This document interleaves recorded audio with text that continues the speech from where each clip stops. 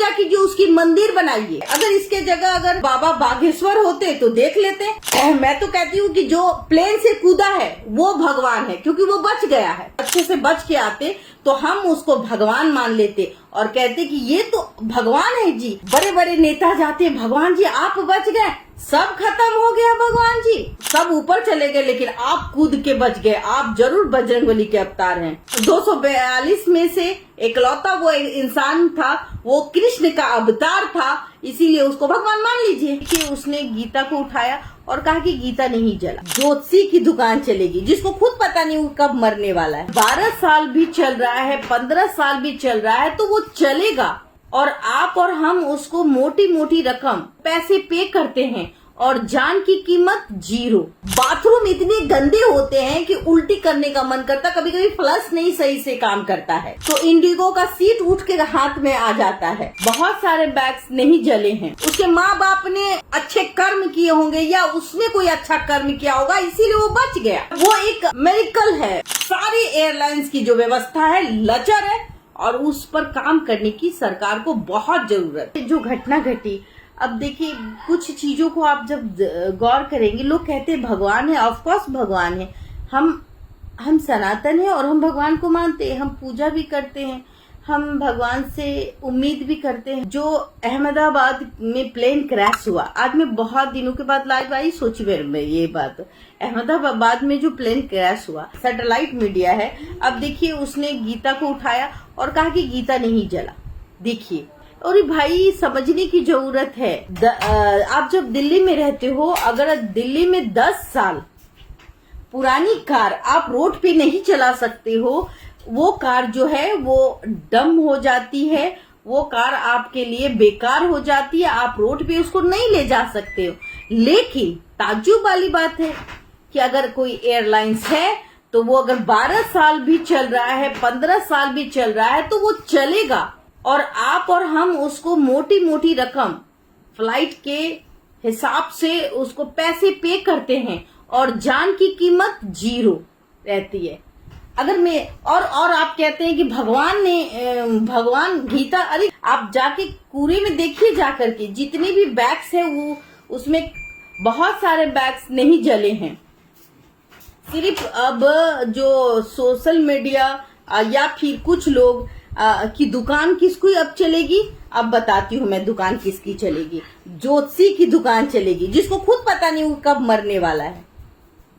वो ज्योतिषी को खुद पता नहीं कि वो कब मरेगा, उसके घर में पक्का मकान है या नहीं है उसको पता नहीं है, लेकिन वो दूसरों के घर का भविष्य, दूसरों के घर में क्या चल रहा है, उसके भाग्य में क्या चल रहा है, उसके हाथ की रेखा में क्या चल रहा है, ये काम ज्योतिषी जरूर करेंगे, जिससे कि उसका घर का खर्चा चलेगा। और हम और आपको पागल बना दिया जाएगा। अरे बाप रे, आज शनिवार है तो आज आप काला कपड़ा पहन लीजिए और पीला कपड़ा पहन लीजिए, और वो ज्योतिषी है उसको पता ही नहीं कि उसको कौन सा कपड़ा पहनना है। उसके घर में एसी है या नहीं है कोई मतलब नहीं है, लेकिन एसी पश्चिम में है या पूरब में है, ये वो आपको बता देगा कि भाई गीता है और गीता नहीं जली। अरे नहीं जली, कोई सेफ जगह पे होता। जो भी इंसान गीता और भगवान श्री कृष्ण को ले जा रहा था लंदन, वो ये सोच के कि वहां हम पूजा पाठ अच्छे से कर लेंगे, वो व्यक्ति तो बचा ही नहीं, वो तो स्वर्गलोक पधार गया। जहां हम भगवान को मानते हैं वहां भूत पिशाच को भी मानते हैं। अब एक बात और मैं बता दूं, इसके जगह कोई बाबा होते, जो व्यक्ति अभी बचा है, जरा गौर करिएगा, जो व्यक्ति बचा है 11A में वो जाके बच गया है, तो अरे भाई उसको भगवान बना लीजिए आप। कि ऐसी बात मैं इसलिए कह रही हूँ, जरा सोचिए कि उस व्यक्ति के जगह जो धर्म का प्रचार करता है, सभी धर्म का, मैं कह दूं कि हिंदू मुसलमान सिख ईसाई, अच्छे से बच के आते तो हम उसको भगवान मान लेते और कहते कि ये तो भगवान है जी, आज से इनके ही बातों का पर चलना है और इनको भगवान मान लेना है। और फिर उनके चरणों में लाखों लाख रुपए हम चढ़ावा चढ़ाते। बड़े बड़े नेता जाते, भगवान जी आप बच गए, सब खत्म हो गया, भगवान जी जय, भगवान की जय। अगर इसके जगह अगर बाबा बागेश्वर होते तो देख लेते। अभी तो लोग उनको पूजते हैं, तो कुछ लोग तो पूजते हैं, उनको मानते भी हैं, भाई हनुमान जी के भक्त हैं। अगर ये कुछ कह देंगे तो पूरा हो जाएगा।